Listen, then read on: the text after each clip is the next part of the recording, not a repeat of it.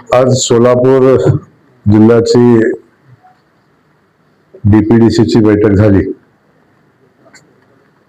या बैठकीमध्ये जिल्ह्यासाठी 842 कोटी रुपयाचा जो आराखडा मंजूर झालेला होता, त्या आराखड्याच्या अनुषंगानं आज कामाचा आराखडा आजच्या बैठकीमध्ये मंजूर केला। जिल्ह्यातल्या अनेक विकास कामाच्या संदर्भात डीपीडीसीच्या बैठकीमध्ये चर्चाही झाली। खास करून शेतकऱ्यांच्या दृष्टीने अडचणीचा असणारा विजेचा प्रश्न, अल्निनोचं संकट आपल्या महाराष्ट्रावर असताना सोलापूर जिल्ह्यामध्ये पण अजूनही पाऊस अजिबात झालेला नाही, परंतु उर्मडीच्या लाभ क्षेत्रात पाऊस उजनीच्या लाभ क्षेत्रामध्ये पाऊस झाला आणि तो पाऊस झाल्यानंतर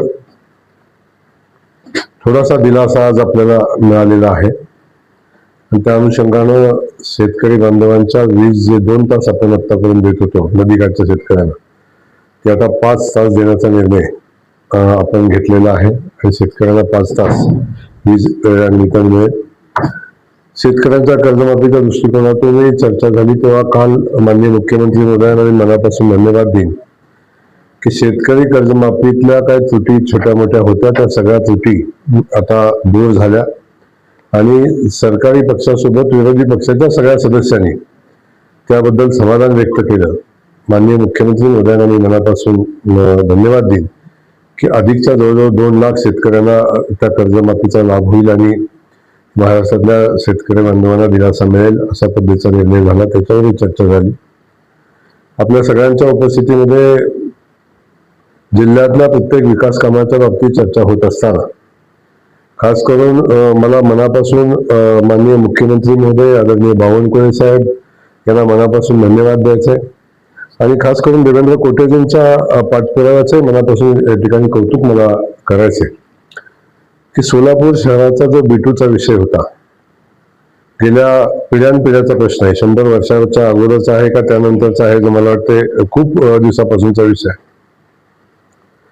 त्या विषयाला खऱ्या अर्थानं या शहराचं मुख्यमंत्री या शहराचे झाल्यावर सुद्धा त्या प्रश्नाला न्याय मिळाला नव्हता, परंतु माननीय मुख्यमंत्री महोदयांनी माननीय बावनकुळे साहेबांनी महापालिकेच्या निवडणुकीच्या अनुषंगानं जेव्हा आमची चर्चा झाली तेव्हा आम्हाला शब्द दिला होता की या 9,000 कुटुंबाचा जो प्रश्न आहे, म्हणजे जागेचा व्यवहार झालेला असताना सुद्धा त्यांना ज्या प्रचंड मोठ्या अडचणी मालकीत्वाच्या होत्या त्या सगळ्या अडचणी संपलेल्या आहेत आणि 1987च्या जो रेडी रेकनर होता, बरोबर ना, 1989 जो पहिला रेडी रेकनर होता, त्या रेडी रेकनरच्या 2.5% पैसे, म्हणजे साधारण नॉमिनल 500, 1000, कुठं 700, 200 अशा पद्धतीचा आकारणी त्याला होईल। तेवढ्या रकमेमध्ये आता स्वामित्वाचा दाखला, मालकीत्वाचा दाखला आता ह्याला मिळेल आणि ते कर्ज घेणं, बाकी नवीन बांधकाम करणं, बाकी सगळ्या विषय, म्हणजे जवळजवळ 9,000 कुटुंबांना आजपर्यंत मी या घराचा मालक आहे का नाही याबद्दल, या जमिनीचा मालक आहे का नाही याबद्दल असणारं जी शंका होती ती आता संपली आणि त्यांना मालकीत्व मिळेल। त्यासाठी कलेक्टर महोदयांना आणि आयुक्तांना माझ्या सूचना आहेत की आपण थोडंसं वारीतनं फ्री झाल्यानंतर, SIR मधनं फ्री झाल्यानंतर आपण त्याचे कॅम्प लावून हे काम पूर्णत्वाला नेण्याची आवश्यकता आहे। सोलापूर शहरामध्ये कॅम्प लावून या 9,000 कुटुंबाचा विषय आपण कायमचा मार्गी लावणार आहोत। अनेकांना चिंता होती की निवडणूक झाल्यानंतर आम्हाला आश्वासनाचा विसर पडला का, अशा पद्धतीचा होता, कारण पण आम्ही भारतीय जनता पक्षाचे आदरणीय देवेंद्र फडणवीस साहेबांचे कार्यकर्ते आहोत। जो शब्द या शहराला आम्ही दिलेला आहे तो प्रत्येक शब्द शहराचा आम्ही पूर्ण करू, त्याच्यामध्ये कुठली शंका ठेवायचं कारण नाही। IT पार्कच्या बाबतीतला जो विषय होता त्या संदर्भात, जागेच्या संदर्भात आमच्या पत्रकार महोदयांनी शंका कुशंका उपस्थित केलेल्या होत्या की नेमकं काय आहे। नेमकं मी सांगितलं होतं की ज्या ठिकाणी IT पार्कची जागा आम्ही मान्यता दिली त्याच ठिकाणी IT पार्क होईल। जलसंपदा खात्यानं त्या जागा हस्तांतरणाचं काम मला वाटते विनामूल्य पूर्ण केलेलं आहे। आता ती जागा IT पार्कसाठी मिळालेली आहे ती जागा विनामूल्य दिलेली आहे. मुख्यमंत्री मोदी यांनी परवा जी बैठक झाली तेव्हा जलसंपदा खात्याला सूचना दिल्या होत्या, यासाठी कुठलंही मूल्य आकारू नका. तेव्हा ती जागा आता IT पार्कसाठी हस्तांतरित झाली. तेव्हा कुठलीही अडचण आता IT पार्क मध्ये येणार नाही. त्याच्या पुढची कारवाई आहे ती आता अनुषंगाने होईल. तो विषय मार्गी लागलेला आहे. विमानसेवेचा विषय सातत्याने आपण चर्चा करतो की विमानसेवेच्या बाबतीतला विषय आहे. विजिबिलिटीच्या बाबतीतला क्लिअर विषय आहे की विमानतळाचे जे व्यवस्थापन आहे त्यांनी सांगितलेलं आहे की विजिबिलिटीची अडचण नाही. कंपनीनं स्वतःच्या फायद्यासाठी ती सेवा बंद केल्याचं निदर्शनास येतं. पहिल्या टप्प्यातली अशी परिस्थिती आहे आणि मुख्यमंत्री मोदी यांच्याकडे तशी चर्चा झाली. विमान प्राधिकरणाचं काम आदरणीय दीपक कपूर साहेब बघतायत. त्यांना तशा सूचना माननीय मुख्यमंत्री मोदी यांनी दिलेल्या आहे. कंपनीला नोटीस काढलेला आहे. VGF आपण जे दिलेलं होतं कंपनीला, व्हायबिलिटी गॅप फंडिंगसाठी आपण जी मान्यता दिली होती, त्या गॅपच्या फंडिंगसाठी जी फाईल कंपनीची आली होती ती फाईल आपण थांबवून ठेवलेली आहे आणि कंपनीनं विमानसेवा चालू करावी अशा पद्धतीच्या सूचना दिलेल्या आहेत. त्या कंपनीनं जर विमानसेवा चालू करायला काय अडचणी केल्या तर पर्यायी व्यवस्था त्या कंपनीचं या ठिकाणचं विमान उड्डाणाचं जे त्यांना परवानगी दिली ती रद्द करून नवी विमान सेवा चालू करण्यासंदर्भात मी विचार भविष्यामध्ये करू. कंपनीला आम्ही तशा नोटीस कलेक्टर महोदयांना सांगितलं तर त्या नोटीस बहुतेक पोहोचल्या असतील. त्यामुळे तोही विषय काही अडचणीचा येणार नाही. खास करून मला पुन्हा आपल्या सगळ्यांना सांगताना आनंद होतो की सोलापूर शहराचा जो पाण्याचा प्रश्न होता, त्या इंटरनल पाईपलाईनचा विषय होता, त्याचं टेंडर काढण्यातल्या जवळ बहुतांश त्रुटी ज्या होत्या त्या पूर्ण करण्यासाठी अजून 1 ते 1.5 महिन्याचा कालावधी लागेल आणि सगळ्या त्रुटी पूर्ण करून साधारण नोव्हेंबर एंडच्या आत संबंधित योजनेचं टेंडर काढण्यासंदर्भात सूचना माननीय मुख्यमंत्री मोदी यांनी दिलेल्या आहेत आणि त्यासाठी सन्माननीय सचिव मोदयांनी मुख्यमंत्री मोदयांना तसा शब्द दिलाय की आम्ही त्या कालावधीच्या आत आम्ही टेंडर काढू. त्यामुळे तोही विषय बऱ्यापैकी आता मार्गी लागलेला आहे. आणि सगळ्यात महत्वाचा जो विषय होता की मी आल्यापासून उड्डाण पुलाचा विषय, एकच विषयाला मी न्याय देऊ शकलो नव्हतो. आपण त्याही विषयाला न्याय देण्यासंदर्भातली भूमिका माननीय मुख्यमंत्री म्हणून खास करून कलेक्टर मोदयांचं मी या ठिकाणी मनापासून कौतुक करेन की त्यांनी त्या जागेचे जे विषय होते ते सगळे विषय त्यांनी सोडवलेले आहेत. बहुतांश विषय आता जागेचे मार्गी लागलेले आहेत. त्यामुळं छोट्या मोठ्या 1-2 विषय राहिलेले आहेत. त्याही संदर्भात ती अडचण साधारण किती टक्के अडचण राहिली? 10% अडचण राहिलेली आहे. म्हणजे 70% जागा आता ताब्यात येण्यात काय अडचण नाही. त्यामुळे टेंडरची प्रक्रिया करून काम चालू करायला कुठलीही अडचण नाही. त्यामुळं लवकरच आता नव्यानं टेंडर करण्याच्या सूचना सन्माननीय मुख्यमंत्री मोदी यांनी दिलेल्या आहेत आणि ते टेंडर होईल आणि आपल्या उड्डाणपुलाचंही काम या निमित्तानं चालू होईल. त्यामुळे सारखा जो आपल्याला प्रश्न पडलेला आहे की उड्डाणपुलाचा काय करणार, मी खरं तर सोलापूरच्या पत्रकारितेचे मनापासून मी कौतुक करेन. कारण सातत्यानं या सोलापूर शहराचे ज्वलंत इश्यू आहेत ते सातत्यानं जिवंत ठेवण्याचं आणि त्याला मार्ग निघेपर्यंत लढाई करण्याचं काम आमच्या लोकप्रतिनिधी सोबत आमची मीडिया पण करते. याचे मनापासून या ठिकाणी आपल्या सगळ्यांचं कौतुक करेन. ते बहुतांश विषय जे आहेत ते आता मार्गी लागतात. पाऊस कमी आहे चालू वर्षी, काही गोष्टीची काळजी आपल्याला करायला लागेल. मी खास करून जिल्ह्यातल्या शेतकरी बांधवांना माझी हात जोडून विनंती राहील की बाबांनो, शेती आपल्या सगळ्यांवर खूप मोठं संकट अल्निनोचं येईल अशी परिस्थिती आहे. अजून सोलापूर जिल्ह्यामध्ये पाऊस पडलेला नाही. भविष्यात अजून पावसाची अपेक्षा आपल्याला आहे. परंतु सद्यस्थितीत आपल्याला जी परिस्थिती आहे त्याला सामोरं जाण्यासाठी आपल्या मनाची मानसिकता आपली झाली पाहिजे. जे पाणी आहे ते जपून वापरलं पाहिजे. शेवटी शेवटच्या टप्प्यामध्ये पिण्याच्या पाण्याचा प्रश्न निर्माण होणार आहे. त्यामुळं शेतीचा विषय महत्वाचा आहेच, त्यासोबत पिण्याच्या पाण्याचाही विषय महत्वाचा आहे. यासाठी पाण्याचा काटकसरीने वापर करण्याची आवश्यकता आहे. ते सगळे मिळून सगळे शेतकरी बांधव करतील. जो शेतीच्या विजेचा प्रश्न आहे तो मलाही माहिती आहे, मी शेतकऱ्याचा मुलगा आहे.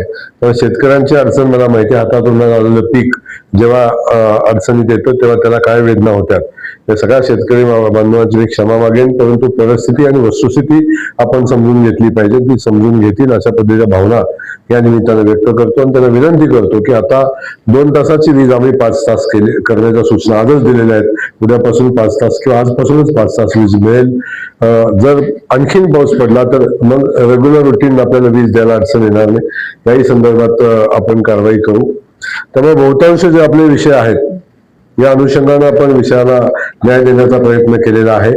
पुन्हा एकदा सांगतो की भारतीय जनता पक्षानं या सोलापूर शहराला, सोलापूर जिल्ह्याला जो शब्द दिलेला आहे तो प्रत्येक शब्द आम्ही वेळेत पूर्ण करू, याच्याबद्दल आपण निश्चिंत राहावं अशा पद्धतीच्या भावना या निमित्ताने व्यक्त करत असताना, दुसरा जो घरकुलाचा विषय होता त्याही घरकुलाच्या प्रश्नाला मुख्यमंत्री मोदयांनी न्याय देण्याची भूमिका घेतलेली आहे.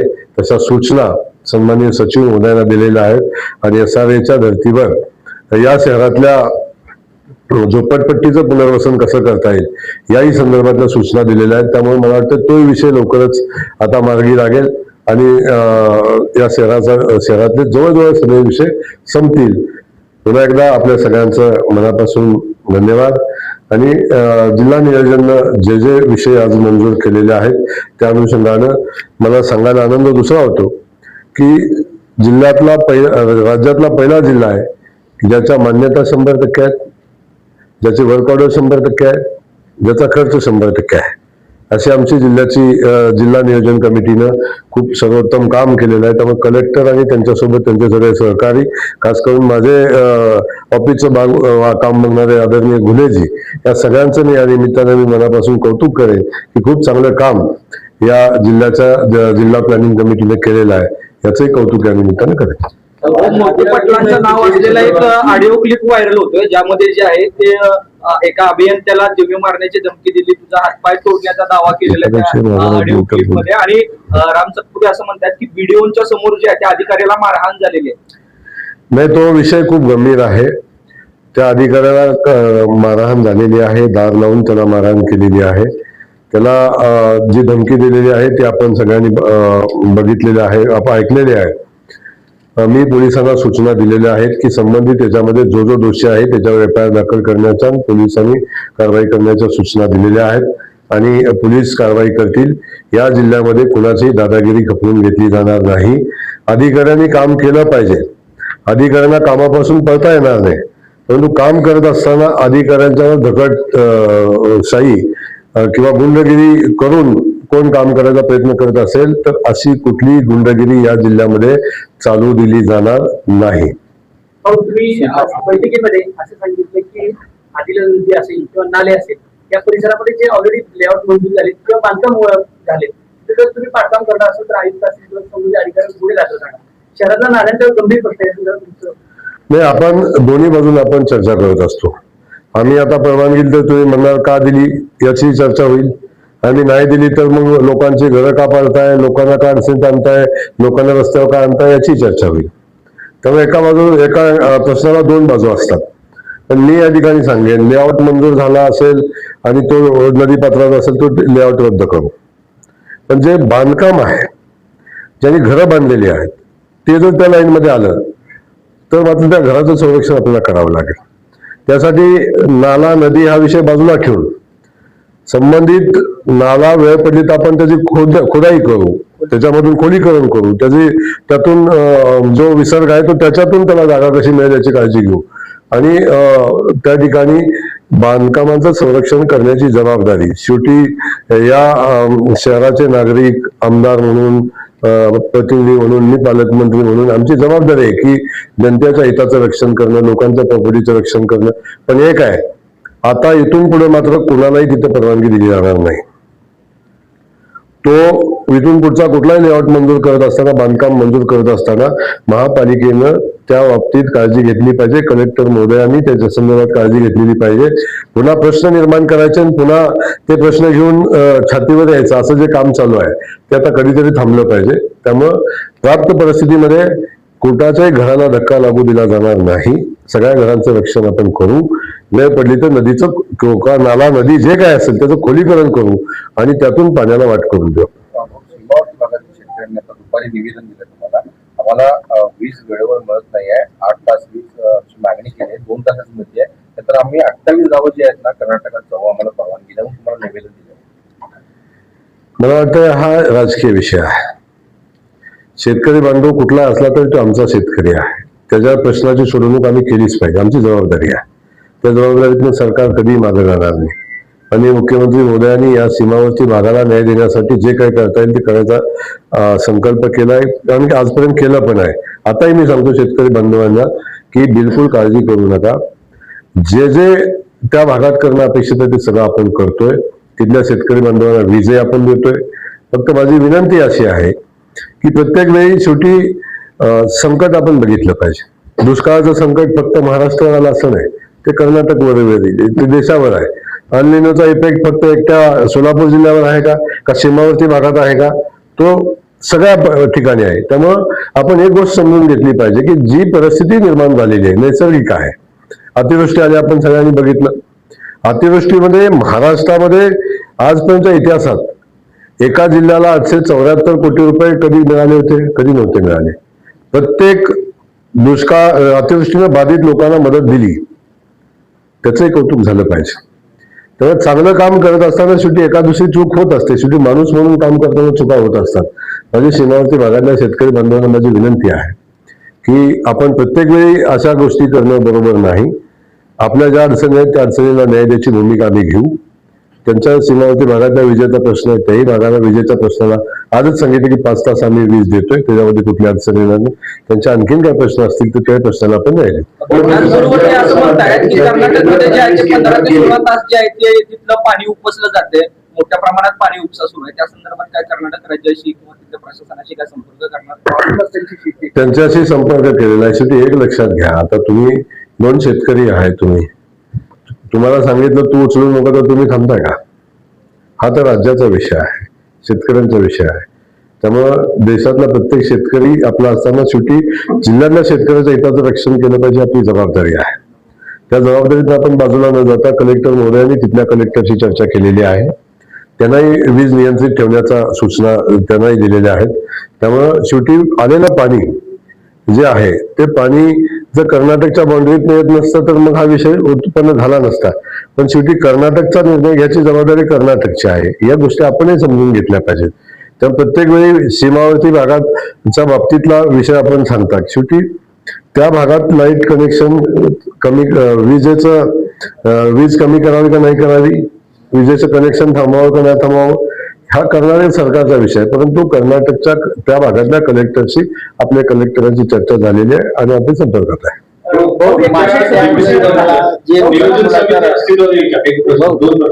नियोजन समितीचे सदस्य आहेत ते निवडून होतील का पुढच्या डीपीसी पर्यंत? तुमच्या मनात आहे ते माझ्या ध्यानात आहे. त्यामुळे तुमच्या मनातली गोष्ट पूर्ण होईल. लवकरच डीपीडीसी अस्तित्वात येईल, डीपीडीसीची कमिटी अस्तित्वात येईल. लवकरच डीपीडीसीचे जिल्हा परिषदेतले आणि नगरपालिकेतले सदस्य प्लॅनिंग कमिटीवर येतील. त्यामुळे तुमच्या मनातल्या गोष्टी मी कायम ध्यानात ठेवत असतो. खासदारांनी उपोषणाचा इशारा दिला होता. कलेक्टर साहेबांनी त्यांना पत्र दिलं की फंड तुम्हाला डीपीसीचा दिला जाईल. कुठलं काँग्रेसचं पत्र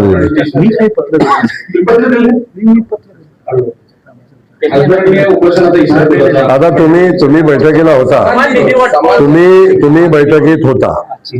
बैठकीच्या चर्चेचा साक्षीदार असताना अशा पद्धतीचा प्रश्न विचारणं मला वाटतं उचित नाही. खासदार मोदयांनी निधी वाटपाबद्दल कुठेही प्रश्न उपस्थित केलेला नाही, कुठलीही चर्चा झालेली नाही. आणि असं असताना आपण विनाकारण वाद निर्माण करण्याची आपली जी कायमची विषय आहे तो आता तो विषय आपण थांबवावा अशी माझी विनंती आहे. खूप खेळीमेळीमध्ये आज जिल्हा प्लॅनिंग कमिटीची बैठक झालेली आहे आणि त्यामध्ये सगळ्याच विषयावर प्रत्येकाने मांडलेल्या प्रत्येक विषयावर चर्चा झाली आणि त्या विषयावर सोल्युशन देण्याचा प्रयत्नही केलेला आहे. त्यामुळे सोलापूरची जिल्हा परिषद प्लॅनिंगची कमिटीची बैठक ही आदर्शवत बैठक राज्यामध्ये सातत्यानं होते. आपण बघितलं 2025 पासून जी बैठक पहिली असेल, दुसरी असेल आणि तिसरी असेल, शांततेनं कुठलाही गडबड गोंधळ न करता, दंगा न करता, अवास्तव चर्चा न करता अगदी शांततेनं खेळीमेळीमध्ये डीपीडीसीची बैठक पूर्ण झालेली आहे आणि याचं कौतुक मला वाटतं तुम्हाला असणं अपेक्षित आहे. चंद्रशेखर बावनकुळे पुढचे मुख्यमंत्री होतील असं संजय राऊत म्हणतात. एकनाथ शिंदेला कधीही मुख्यमंत्री संधी मिळाला नाही संजय राऊत म्हणतात. आता राऊतांना काही काम राहिलं नाही आणि बिनकामाच्या माणसाच्या डोक्यात आलेल्या बिनकामाच्या गोष्टीवर चर्चा होणं उचित नाही. माझं म्हणणं आपल्याला आहे की महाराष्ट्राचे मुख्यमंत्री आदरणीय देवेंद्र फडणवीस साहेब महाराष्ट्राचं नेतृत्व करतायत. त्यांच्या नेतृत्वाखाली विकसित महाराष्ट्राचा संकल्प घेऊन आज सरकार ताकदीनं काम करते आणि मी आपल्याला सांगतो की येणाऱ्या 5 वर्ष आदरणीय देवेंद्रजींच्या 3.5 वर्ष राहिलेल्या सगळ्या वर्षी आदरणीय देवेंद्र फडणवीस साहेब राज्याचे मुख्यमंत्री म्हणून काम करतील आणि त्यांचं काम सर्वोत्तम चाललेलं आहे. आणि विकसित महाराष्ट्राचा संकल्प, दुष्काळमुक्त महाराष्ट्राचा संकल्प, रस्त्याचं जाळा असेल, मेट्रोचं जाळा असेल, ही सगळी कामं आपण बघतोय की एक बदललेली मुंबई आपण बघत असो, बदललेली शहरं बघतोय आपण. ही सगळी कामं ज्या नेतृत्वाखालीच्या सरकारखाली होत आहेत ते राज्याचे मुख्यमंत्री आदरणीय देवेंद्र फडणवीस साहेब हे देशातले सगळ्यात मजबूत आणि देशातले सगळ्यात कर्तृत्ववान क्रियाशील मुख्यमंत्री म्हणून काम करतायत. त्यामुळं अशा अनावश्यक चर्चा, स्वतःच्या अस्तित्वाचा प्रश्न निर्माण झाल्यामुळं बिन काडेपिटीची आग लावून काय होतंय का हे बघण्याचा जो व्यवसाय आहे तो व्यवसाय चालणार नाही. मार्केट यार्ड आहे तिथला जे जो उडान पूल आहे अजून काम होत नाही आणि जे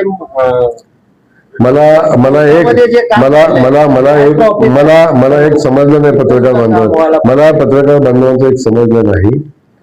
आतापर्यंत ज्या विषयावर चर्चा झाली त्या प्रश्नाला न्याय देण्याची भूमिका घेतलेली आहे.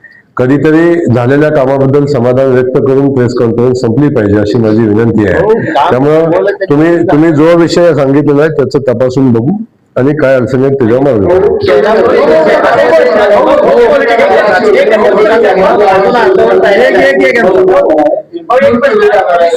आम्ही जे विचारायचे ते अगोदर सांगितलेले आहेत त्यामुळे तुमचं विषय अभिनंदन सगळ्याच्या वतीला. एक प्रश्न सोलापूर शहरातला अवैध धंद्याचा प्रश्न विधानसभेत 2 वेळा झाला आणि सोलापूर जे काही पोलीस खात्याची बदनामी होती या संदर्भात आपण वस्तुस्थिती काही जाणून घेतली का? तर बिलकुल मी वस्तुस्थिती जाणून घेतलंय. आपण आपल्या सगळ्यांना माहिती आहे की मी पहिल्या दिवसापासून वाळवा असेल किंवा अवैध धंद्याच्या बाबतीत माझी भूमिका आपल्याला माहिती आहे. तशा सूचना प्रशासनाला दिलेल्या आहेत. सातत्यानं त्याच्या संदर्भात चर्चा होते. ही चर्चा जिल्ह्याची होऊ नये अशी आपल्या सगळ्यांच्या भावना राहते. शेवटी चांगल्या गोष्टी जिल्ह्याची चर्चा व्हावी, चुकीच्या गोष्टीत होऊ नये. परंतु मी लवकरच येणाऱ्या 3, 4, 5, 6 दिवसामध्ये CP आणि आमचे SP यांच्यासोबत एक बैठक करेन आणि त्या बैठकीमध्ये या संदर्भातल्या ज्या माझ्याकडे आलेले इनपुट्स आहेत आणि बाकी ज्या काय कारवाई करायला लागतील त्या संदर्भात नक्की भूमिका घेऊ. फक्त कारवाई करायला लागल्यावर पुन्हा अनावश्यक कारवाई होत आहेत असं तुम्ही म्हणू नका, एवढीच माझी विनंती आहे. दुर्घटना झालेली आहे त्याचं नियोजन केलं होतं असं म्हणतात की मुख्यमंत्री आहेत ते पंचतारांकित हॉटेलमध्ये बसून या बाबतीच्या मिटिंगला घेतात. कशा पद्धतीने वाटतं कुठली दुर्घटना? मोशीम मध्ये तिथे दुर्घटना झालेली आहे, त्यात अजूनही कामगार अडकलेले आहेत. मात्र त्या ठिकाणी जाण्यापेक्षा मुख्यमंत्री पंचतारांकित हॉटेलमध्ये बसून बैठका घेत आहेत त्या संदर्भात अशी टीका केली हर्षवर्धन. ज्यांना टीका केली ते कचरा डेपोवर जाऊन कचरा काढण्याचं काम करतायत का? एक विषय क्लिअर आहे की कुठलीच दुर्घटना ही कधीच चांगली नसते आणि आपल्यासाठी घोषणाव कधीच नसते. त्या दुर्घटनेचा खेद तर व्यक्त केला आहे, त्याला मदत केलेली आहे. पण शेवटी दुर्घटना घडून गेल्यानंतर तिथल्या लोकांना वाचवण्याचं काम मला शासन युद्ध पातळीवर करते. आमचे मंत्री तिथे त्या ठिकाणी, आमचे आमदार, लोकप्रतिनिधी, आमचे ठाण मांडून तिथे बसलेले आहेत. मुख्यमंत्र्यांनी जाऊन तिथं गेल्यानंतर वेगळं काय होणार आहे मला माहिती नाही. परंतु उलट माझं म्हणणं आहे की प्रशासनाला काम करून दिलं पाहिजे. रेस्क्यू ऑपरेशनची टीम आहे तिला काम करून दिलं पाहिजे. उलट नेते मंडळींनी तिथं कमीत कमी जावं की जेणेकरून त्या ठिकाणी प्रोटोकॉल आणि बाकीच्या सगळ्या गोष्टीमध्ये लोकांनी अडकून पडू नये याच पद्धतीची भूमिका असते. मुख्यमंत्री महोदय अख्ख्या राज्यातल्या सगळ्या स्थितीवर वॉररूममधनं काय सातत्यानं लक्ष देत असतात. आता आपण बघितलं असेल जेव्हा अतिवृष्टी झाली मागच्या 5-7 दिवसापूर्वी तेव्हा मुख्यमंत्री स्वतः 2-2, 3-3 तास वॉर रूम मध्ये बसून सगळ्या गोष्टीचा आढावा घेत होते आणि सगळ्या ठिकाणी कशी मदत करता येईल अशा पद्धतीचा प्रयत्न करत होते. त्यामुळं मुख्यमंत्री महोदयांनी कसं काम करावं हे बिनकामाच्या माणसाकडून ऐकण्याची आवश्यकता नाही. तर तुम्ही आता बैठकीमध्ये म्हणाला की पंतप्रधान आवास योजनेमध्ये रमाई आवास योजनेचा उपयोग केला जाणार आहे आणि त्या पद्धतीनंच तुमची कारवाई होईल आणि त्याचा उद्देश देखील होईल. ते कशा पद्धतीने असेल आणि लोकांसमोर कधीपर्यंत? नाही, आपण बघतो की 30 लाख घरं मंजूर करत असताना सोलापूर जिल्ह्यासाठी आपण जवळजवळ माझ्या हिशोबानं 60,000च्या आसपास घरं सोलापूर जिल्ह्यासाठी आपण मंजूर केलेली आहेत आणि त्यातली काही घरं ज्या वेगानं काम व्हायला पाहिजे होतं ते काम झालं नाही. मी खेद व्यक्त केलेलाच आहे त्या संदर्भात मी सूचना देऊन आता करतो, कारण मी जेव्हा त्याचा आढावा घेतला तेव्हा सोलापूर मागं आहे हे लक्षात आलेलं आहे. पुन्हा नव्याने घराचा सर्वे करण्यासंदर्भातल्या सूचना दिल्या होत्या, तोही सर्वे कंप्लीट झालेला आहे. प्रत्येक बेघराला घर मिळालं पाहिजे ही भूमिका माननीय मोदीजींची आहे, आमच्या देवेंद्रजींची आहे. त्यामुळे मी मगाशी सविस्तर त्या विषयावर बोललोय. पुन्हा तेच रिपीट करण्याचा अनुदानामध्ये काही वाढ असेल का आणि काही अनुदानामध्ये केंद्रीय अनुदानामध्ये राज्य सरकारनं 50,000 रुपयाची वाढ केलेली आहे. 20,000 रुपये वाळूसाठी खर्च होतात, ते वाळू मोफत देण्याचा निर्णय घेतलेला आहे जवळजवळ. त्यामुळे लाभार्थ्याला वाळूचे 20,000 वाचतील आणि 50,000 रुपये ही मदत होते. साधारण 60,000 ते 70,000 रुपयाची अतिरिक्त मदत हे राज्य सरकारच्या माध्यमातून केली जाते. धन्यवाद. एक कांद्याचा विषय